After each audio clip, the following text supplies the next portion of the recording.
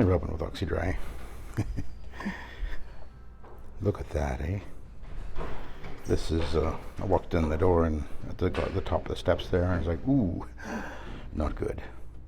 So, what's the story? Well, the guy just moved in here. Just bought the place. And when he came and viewed this house, he said the carpet didn't look like this. So, what's going on? This is a very simple case of wicking. It's not so bad down here, but the stairs, oh, that's not good. And actually, if you take it, just kind of look over, or, I don't know if it shows up in the camera very well, but I can see it's actually pretty blotchy, looking all over the place. The carpet would have been cleaned about within the last week, maybe 2 at the most, and nobody walked on it. In fact, you can still see the wand marks over here. I've just vacuumed down here. I haven't actually vacuumed the steps yet. We'll be doing that in a few minutes. So, why does this look like this? It's obvious. It's very simple. I mean, I've seen this hundreds of times. Steam cleaner comes in. Oh yeah, I can clean that carpet, and they spray it down with their pre-spray. Don't bother pre-vacuuming. They never do, or well, at least none of the guys around here do anyway. And of course, then they pull the trigger on the wand. 300 to 500 pounds pressure hits the carpet. Fiber drives the soil deep. Might be visible on top, but this water pressure hits the carpet fiber, drives the dirt into the backing, and then suction sucks up most of the water, even most of the soil, but not all the soil, and certainly not all the water. The water as it dries, it moves up the fiber and off into the air, and as it does so, it pulls the film up from the bottom of the carpet fiber to the top, and you get the wicking.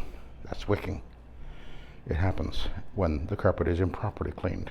And one of the biggest reasons it happens, well, besides the fact that steam cleaners typically, well, maybe they're moving faster than they should anyway. They're not doing a proper dry pass. The pressure is probably too high a lot of the times, because the higher the pressure, the faster you can move. It's not so bad in here, by the way. But of course, not pre-vacuuming means that there's a lot of soils and oils and staining and whatever that is literally driven into the backing that wasn't there before. And this is it's just typical. Does it happen every time? Of course not. Does it happen a lot? Oh yeah. And of course, some guys are going to be doing it more often than others. Some guys are, I know some guys that when they're steam cleaning, they're very careful and doing repeated dry passes and everything, and that makes a big difference. Somebody who actually takes their time and is not in a rush. But anyway, so what I'm doing is I'm just going to apply a little bit of this is a prelim, and I'm just going to, or not prelim, suspend. It's backwards. And then we're going to be cleaning down here, of course. So I'm just going to put this on here a little bit. There's some 3,000 ppm of stabilized ClO2 in the mix of the suspend here, so that'll help with anything organically. But and I've restored carpets like this hundreds and hundreds of times. It's a little intimidating when you first see it, of course, but it really isn't a difficult thing to do with the SETT method, because we're able to clean the fibers with this method without washing the dirt into the backing. We want to pull that soil up and out of the carpet fiber without losing control of the dirt and washing it into the backing. That's the key. And I've always had this philosophy from right in the beginning. The key to cleaning the carpet is controlling where the dirt goes. I want it up and out, not down and in. And steam cleaner come along in the really dirty area, they're going to go back and forth over that area with the wand repeatedly. And every time they do that, they're literally driving, because they've got to clean. You can't clean without pulling that trigger. And that trigger is driving soil into the backing. And if you don't, there's an easy way to tell. whenever you go to replace a carpet, and it's been steam cleaned repeatedly, take a look at what the back of the carpet looks like. And you'll see water staining all over the place. How did that happen? Well, you'll actually see where sometimes you can actually see when the guys are cleaning, when they pull the wand and they stop and they move forward and move back and forth. And a lot of guys will pull the trigger and move forward and back. And of course, when you push away, the spray is the last thing that hits the carpet. So that's actually soaking down into the carpet. When I used to teach steam cleaning, I taught what we called the block method.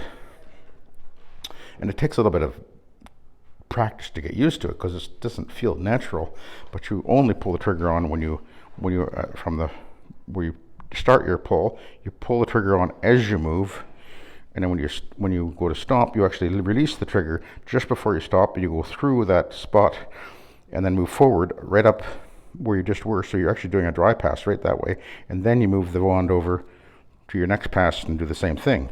It's a little bit awkward to do that, but that's what I used to teach. The key is to avoid over-wetting the carpet. Always. Water is your friend because you can't clean without it, but water is your enemy. You must understand that. So, anyway, so I'm gonna go get the equipment. I haven't brought anything in other than the vacuum. It's just more, I can see it pretty obvious to my eye, but it doesn't show up so much in the camera, but it's really blotchy all over here. So we'll go get the equipment and we'll get onto this. I thought you'd want to have a preview of this. And my plan, I plan to record what I'm going to be doing over here too, because that's bad. That's bad. I'll just pre-treat that too. But it's more scary than it actually is, because what you're seeing is has mostly migrated up to the top of the fibers anyway. Yes, there's stuff in the bottom. You don't want to disturb that. You don't want to disturb the beast within, is what I say. The thing is that if the carpet hadn't been over-wetted and like this, this wouldn't have happened. When I clean the carpet, no matter what the carpet looked like beforehand, when I clean it, this would never happen, because I'm not going to drive the soil into the backing. I'm not going to over-wet the carpet, and the wicking just doesn't happen with the SETT method. So, and I can fix carpets up that have had this happen to them. I can restore it. Anyway, so I'll let you go because I got to go and get equipment, and then we'll do a couple of videos. I'll do a video of me doing the basement, and then I plan to do a video of me doing the steps, and we'll talk more about how I'm going to go about doing that when we get there. So anyway, thank you for watching and have a good day.